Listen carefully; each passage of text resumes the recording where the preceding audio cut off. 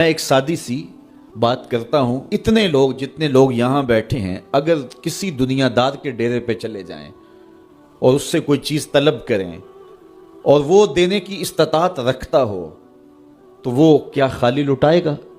وہ کہے گا اتنے لوگ آگے ہو تو ڈیرہ داری کی شان کے خلاف ہے کہ میں ان کو خالی لٹاؤں۔ تو جب یہ دنیا دار خالی نہیں لٹاتا تو رب کیسے خالی لٹائے گا؟ جب بندے اس کی دہلیز پہ چل کے آ جائیں تو وہ بندوں کی ضرورتوں کا کفیل ہے اور ان کے ہر درد کو جانتا ہے اور ان کی ضرورتوں کو پورا کرتا ہے۔ علماء نے کہا دعا ہر صورت قبول ہوتی ہے، یا تو یہ ہے کہ فوراً قبول ہو جاتی ہے، جو مانگا فوراً مل گیا، اور کبھی ایسا ہوتا ہے کہ فوراً نہیں ملتا، حکمت ہوتی ہے اور فوری دینا مناسب نہیں ہوتا تو اس کو فوری نہیں دیا جاتا، لیکن دعا بعد میں کچھ عرصے کے بعد اس کی ڈیمانڈ پوری کر دی جاتی ہے۔ اور کبھی ایسا ہوتا ہے نہ فوری دیا جاتا ہے نہ بدیر دیا جاتا ہے، اس دعا کو ذخیرہ کر لیا جاتا ہے اور حشر کے دن اس کا بدلہ دیا جائے گا۔ اور روایت میں آتا ہے حشر کے دن جب ان دعاؤں کا بدلہ دیا جائے گا جن کا بدلہ دنیا میں نہیں ملا تھا تو لوگ آرزو کریں کہ کاش کہ دنیا میں کوئی دعا قبول ہی نہ ہوئی ہوتی، سارے صلے آخرت میں ملتے۔ اللہ اکبر۔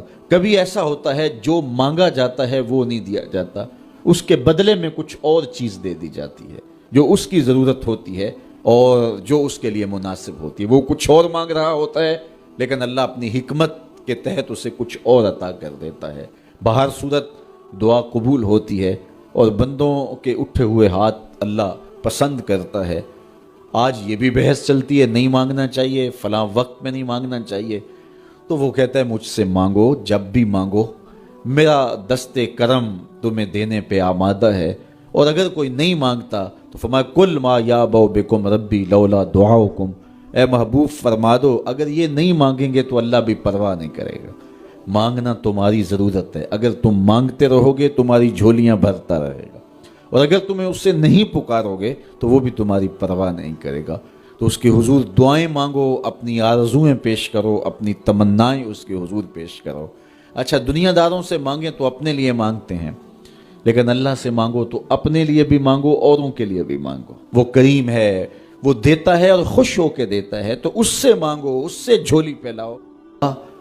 اللہ سے راز و نیاز کی باتیں، جو باتیں بندہ کسی سے نہیں کر سکتا وہ اپنے رب سے ڈائریکٹ کرتا ہے، اپنے دل کے سارے دکھڑے اپنے رب کی دہلیز پہ رکھتا ہے اور اپنی ساری ضرورتیں مالک کی چوکھٹ پہ رکھ دیتا ہے، اور اس سے مانگتے ہوئے بندے کو شرم نہیں آتی، حیا نہیں آتا، بلکہ اس سے مانگتے ہوئے فخر محسوس ہو رہا ہوتا ہے کہ میں اپنے رب سے مانگ رہا ہوں۔ کسی اور سے مانگیں تو جھجک لگتی ہے، لیکن مالک سے مانگیں تو اپنائیت کا احساس ہوتا ہے کہ میں اس سے مانگ رہا ہوں، اس لیے کہ وہ ہمارا رب لگتا ہے، ہمارا اس سے ربط کتنا گہرا ہے۔ مسجد نبوی کا ایک کونا تھا اور ایک بندہ وہاں بیٹھ کے دعا مانگ رہا تھا۔ اس کے دعا کے لفظوں پہ غور کیجئے، اے اللہ میں تجھ سے اس لیے مانگتا ہوں کہ تو میرا اللہ ہے، تیرے علاوہ میرا ہے بھی تو کوئی نہیں۔